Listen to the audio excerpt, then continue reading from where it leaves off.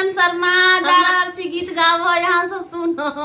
हम मंजू शर्मा अपना चैनल पर स्वागत करै छी। नमस्ते प्रणाम जते दाई माई दीदी भाईजी चाची बहन छी सब गोटन सुनबे गीत सब गोटन प्रणाम करै छी सब गोटन आशीर्वाद देबै।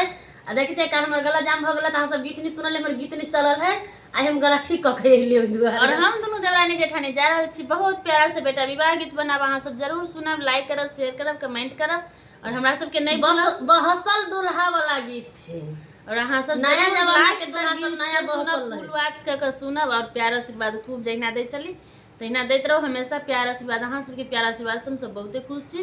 और हम दोनों देवरानी जेठानी एक रंग साड़ी में कहू केहन लागे हमरा दोनों के जोड़ी केहन लगे कनी हंस कहू बहुत प्यारा से कहू बता दिया न सबके बेकार डरै छी हे ये जेठनी जे हमरा स प्यार नहीं प्यार नहीं कहियो प्रेम करै छी ई त हरदम रही धाधरा नहीं ध ध कल तो एकरा से प्रेम केना करबी हे ये जेठनी जे हमरा स प्रेम करै छी। बहुत प्यारा से बेटा विवाह गीत बहुत पुराना गीत है सब जरूर सुनबे जरूर कमेंट करबे प्यार आशीर्वाद ओहिना देबे जेना दै छलिए। आइ ई छै सलाई हम बारै छी पता है ना नहीं हम मटिया तेल छी सलाई हम धरबे जा कनी से भर लग ध ध के ध लेली तो यहाँ सब जरूर प्यार आशीर्वाद देव एहन बात नहीं है हमरा दोनों के तो चलते रहे होते रहे। बहुत प्यारा सा गीत है सब जरूर सुनबे।